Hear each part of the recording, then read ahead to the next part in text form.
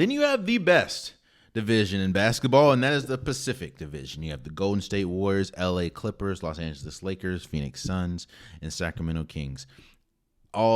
Every single team in that division made the playoffs last year.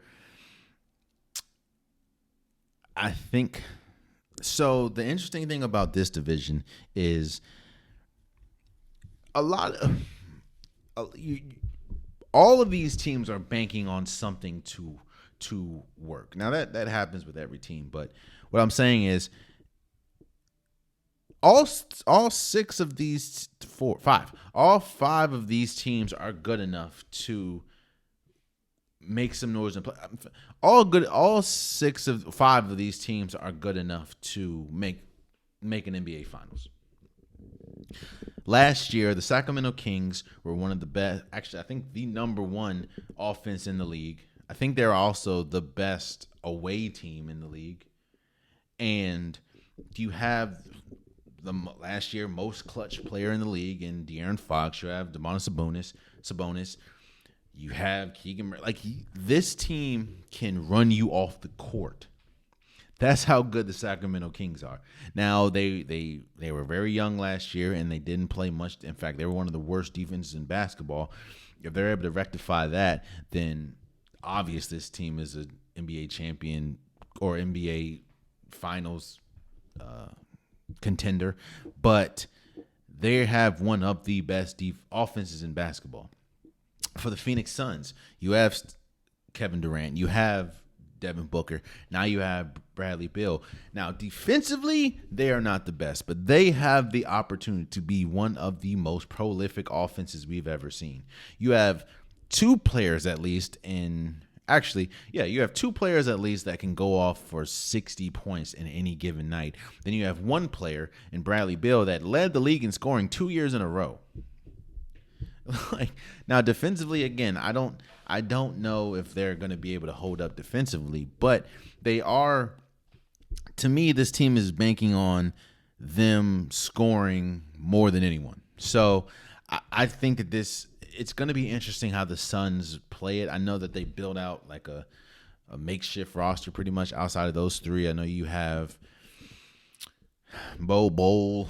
You have some pieces. Torian Craig is still there, but yeah, the Suns are going to try to outscore you, and they have the opportunity. They have the pieces too. You have 3 offensive weapons, one of which arguably is the greatest offensive weapon in NBA history, in Kevin Durant. So the Lakers are banking. Now, they're not the best 3-point shooting team, but they weren't the best 3-point shooting team last year, and last year they made it to the Western Conference Finals.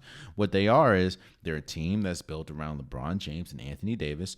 They have Austin Reeves, who has blossomed into a very capable and very solid third piece. And you have just players they were one of the best defensive teams in basketball going into the playoffs and actually in the playoffs. What they're banking on is, of course, Anthony Davis to play like a top 5 player, because when he is on, he is a top 5 player in the league, and you're banking on the complementary pieces that they got this offseason, whether that's Taurean Prince, whether that's Cam Reddish, whether that's Gabe Vincent. They're hoping that they're able to hit some open threes, because they're going to get some open threes. So I think that this Lakers team is going to be good. I think that this Lakers team is going – if the pieces hit like they're supposed to hit, this team is good enough to win a championship, obviously.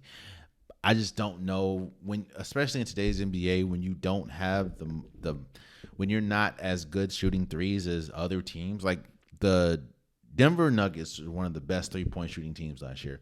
They obviously won.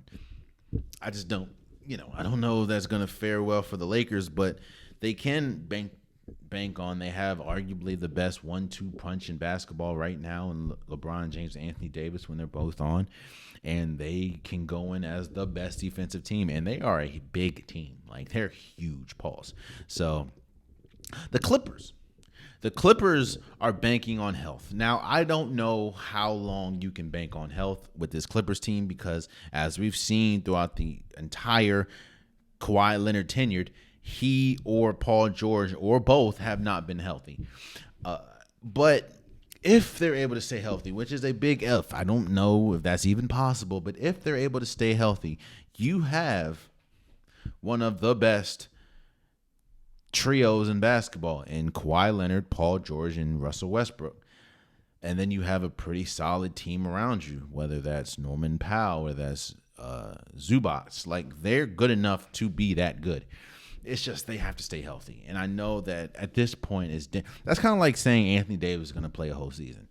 I'm not trying to take shots, but that's just in the grand scheme, in the history of Kawhi Leonard and Paul George, they have not, and Anthony Davis, they have not been reliable throughout an entire season. So, and for Kawhi Leonard and Paul George, more Kawhi Leonard than Paul George, he hasn't been healthy or reliable in the playoffs either. So I don't know. Health-wise, if they stay healthy, which is a huge if they're good.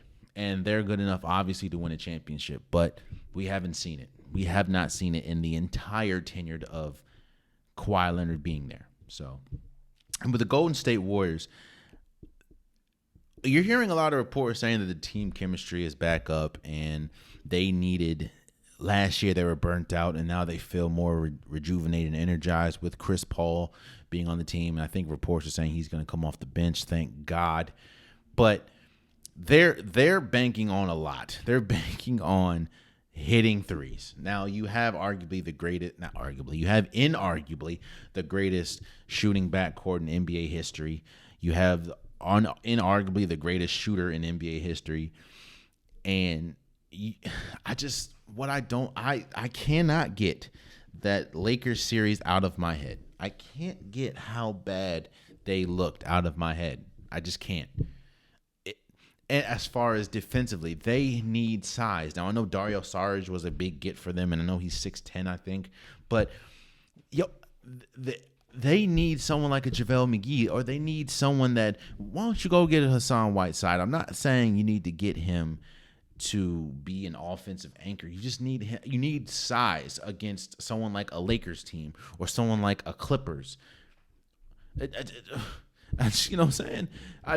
You can't. Don't get me wrong. Kevon Looney is an incredible big, and he's one of the most.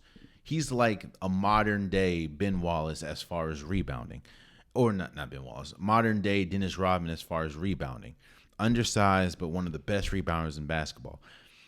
But he's still undersized, and as we saw against the Lakers, when you're playing someone that knows how to use their size and someone that's better, i.e. Anthony Davis, it was barbecue chicken. So, I mean, it got so bad they tried to put JaMychal Green on Anthony Davis. Like, come on, bro.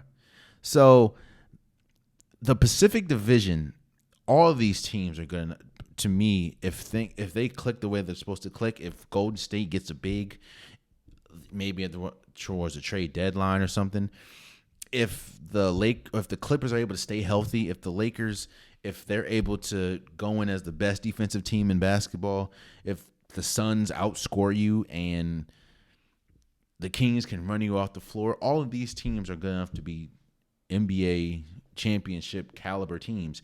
We just have to see. Oh, man, you stayed to the end of the video. I appreciate you. If you like what you saw, be sure to hit that subscribe button so you'll never miss any content from your boy.